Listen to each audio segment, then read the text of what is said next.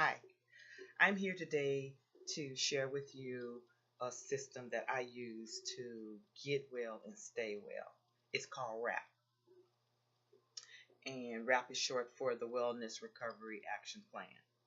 But before I share my knowledge on what WRAP is all about, I would like to tell you about myself. My name is Sharon Holmes, and I am a WRAP facilitator and I facilitate across the state of Washington. I am the coordinator of facilitators that facilitate WRAP and some continuing educational workshops in the state.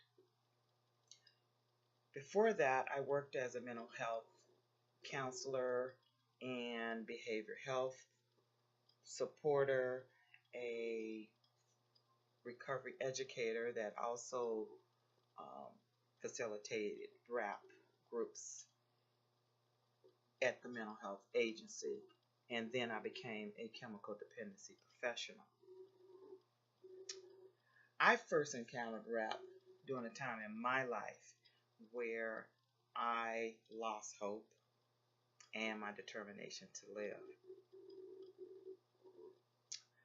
So, WRAP was developed by Mary Ellen Copeland and a group of peers that also had challenges with mental health. Mary Ellen talked about and tells her story about her life, shares her whole story, shares most of her story with us. And she wrote this book called The Wellness Recovery Action Plan.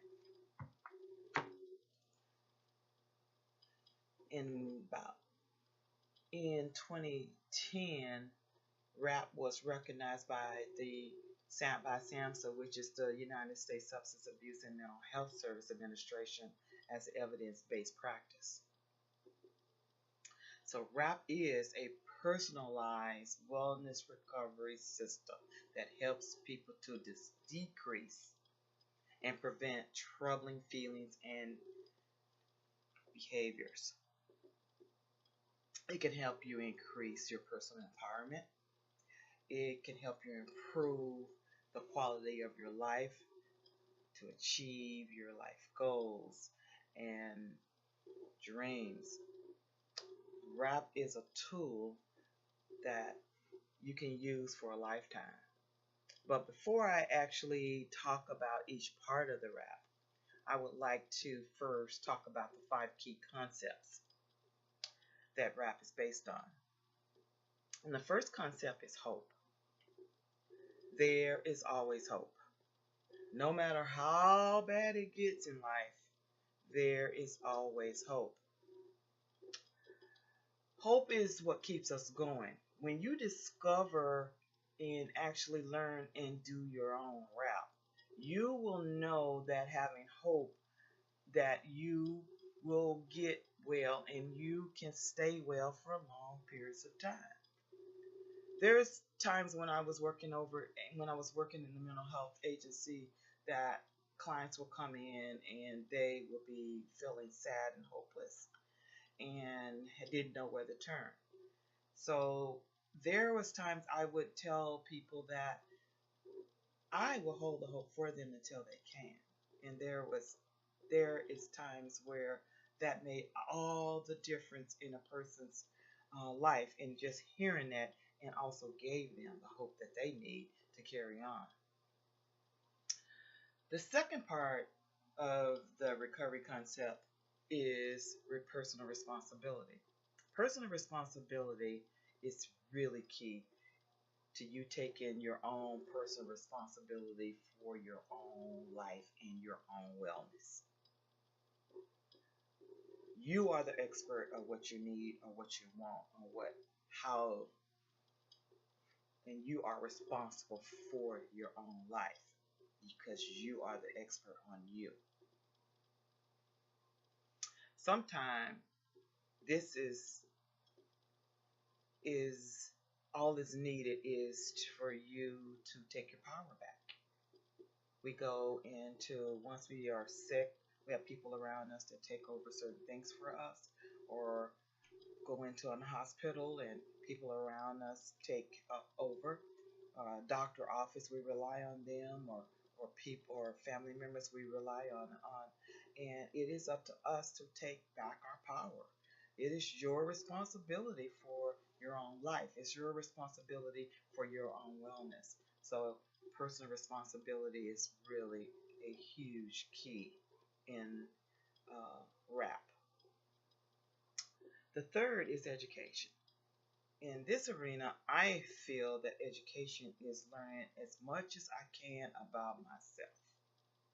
By learning about myself, that gives me an opportunity to be making good decisions about me, about what I want, my lifestyle, who I want around me, what kind of activities I want, what kind of, if I would like to go back to school, what things do I enjoy out of life.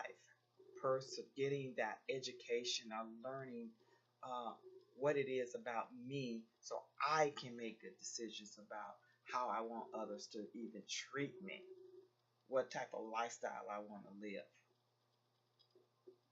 So some examples are to get education about uh, life, or get just is to attend support groups, review educational materials online, go to the library, but get the education is needed in order for you to live the best life possible. The fourth recovery concept is self-advocacy. You can become an effective self-advocate for yourself by starting to believe in yourself. Know your rights. Insist that others respect you. Set some personal goals. For me, self-advocacy is going for it with courage, persistence, and determination. It is expressing yourself clearly and calmly until you get what you need. The fifth recovery concept is support. Develop and keeping a strong support system. I believe we're all put on this earth to love and support each other. Supports can be a family member. It could be a care provider. It could be good friends, and it's crucial to have at least 5 good supporters that you can depend on, that you can talk to, that you can have as companionship, that you can go out for fun with. In the wellness wrap, you are asked to have at least 5 really strong supports around you. And how do you develop those? Maybe going out for volunteering at an agency, or keeping in touch with friends and acquaintances, or participating in community activities such as support groups or church.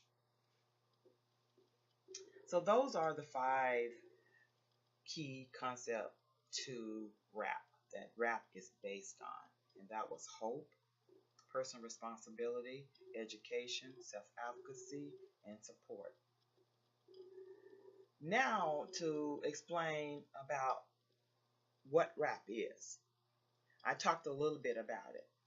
WRAP is a self-designed plan for staying well and helping you feel better when you're not feeling well, to increase your personal responsibility and improve your quality of life. I call WRAP my personal guide to my daily living. The first part of WRAP is to develop a personal wellness toolbox. So this is a list of things you can do to make your life the way you want it to be.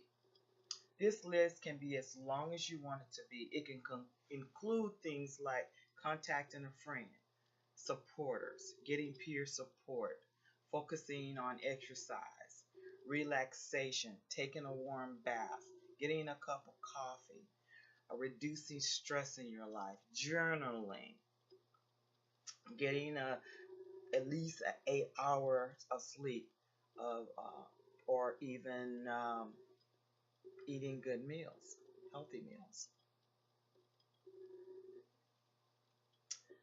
The next part of WRAP includes making your a daily maintenance plan. A daily maintenance plan is made up in three parts. The first part of the daily maintenance plan is writing a description of yourself when you are well. For me, when I'm well, I'm very talkative. I like to have fun. I'm laughing all the time. I'm smiling all the time. Okay? And then the second part of your daily maintenance plan, you want to list the wellness tools you know you must do you do every day to maintain your wellness. And for me, in things that I must do to maintain my wellness every day is something like is like take a shower, uh, getting at least 1 cup of coffee first thing in the morning is a tool that I utilize that makes me maintain my wellness. Making sure I take my medications first thing in the morning is in my maintenance plan. The third thing is making a list of things you might need to do. Some of the things that I put on my list that I might need to do is, first of all, get out of the bed. I suffer from depression, and I could stay in bed for days and not get up. So the things that I might need to do is get up out of bed. First of all, get my shower, take my medications. So things like that. In section 2 is identifying those things or triggers, events. And this happens are things that may make you feel worse. Things like argument with a friend or getting a big bill. They can also, when I had a client that had substance use, and in his toolbox, and in his, what triggers him was going down the wrong street, going down a street where he used to buy drugs, or passing a house that he used to do drugs in. It could be in, so those are things and events that could trigger you and make you feel worse.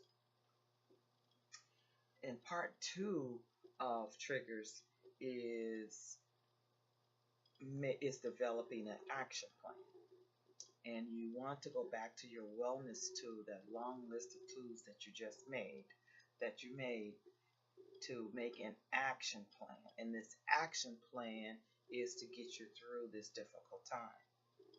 For instance, my client made one of his action plans was to go to a meeting, go to a 12-step meeting during this time, when he has triggers that and days that when he felt like things were getting worse.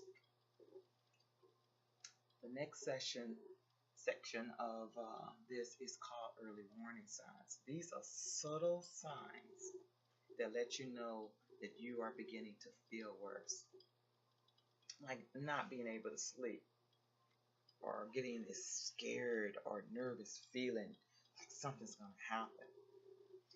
So again, you need to use your wellness toolbox and develop an action plan for responding to these signs so you can feel better quickly and prevent this things from happening at this time.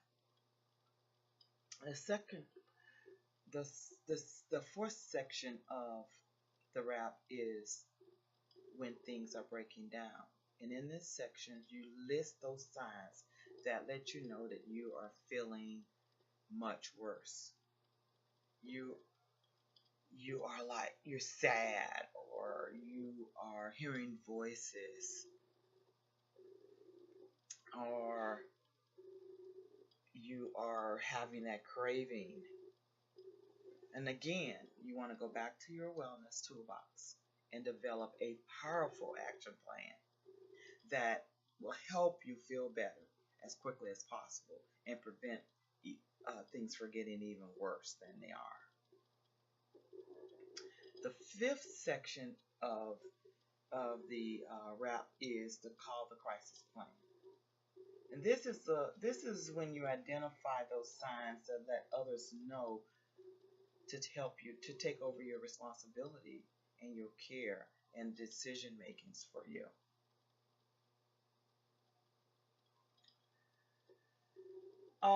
This is in this section. You also gonna be listing down your healthcare information. You're gonna make plans that if you want to stay home during this time, and things that others can do to help you during this time, and things you might choose that may not be helpful for you this time. These are things that your proactive advanced planning to keep you in control even when you see things that may seem to be totally out of your control. And the last section of this is the post-crisis plan. This is when is you want to think about this plan is when you should do it in advance, and even write some of the things you want to do when you are coming out of the crisis, when you are clear, you have a clear picture of what you need to do for yourself when to get well. And sometime in doing this in this part, you want to make sure that you are having your supporters or people that's around you that has taken over some of your duties, that when it's okay for them to for them to allow you to resume your own personal responsibilities back again. So that is pretty much just a small overview of the WRAP plan. It is, if you want to know more about it, you can go to the Copeland Center, online to the Copeland Center, and you can read about it. It's a lot of information about it on the internet also. Take a WRAP class in your town or cities, because I believe everyone should have a WRAP plan. It is a truly good guide that can lead and keep you well, and eventually live a very productive life at all times. I appreciate your time in listening to me. Uh, the WRAP is a tool that is stated at all times that people can get well and stay well for long periods of time, and including and up to their whole lifetime. It's a guide. It's a tool, a personal tool. When you're not feeling well, it helps you. It WRAP has saved my life. I continue to use it daily as a guide, and I am so excited about moving forward in the next step of my life and becoming an advanced level WRAP facilitator from the state. Again, I want to thank you all for being and allowing me to come in and share this material with you. There is lots of other materials out there. There is WRAP workbook that you could get. There is a WRAP app. Miriam Copeland has books for depressions, for alcoholism. There are books on WRAP plan for work. There's WRAP plan to help you if you're suffering from any type of illness. that you can pick up other wrap plans in order to help you. Thank you.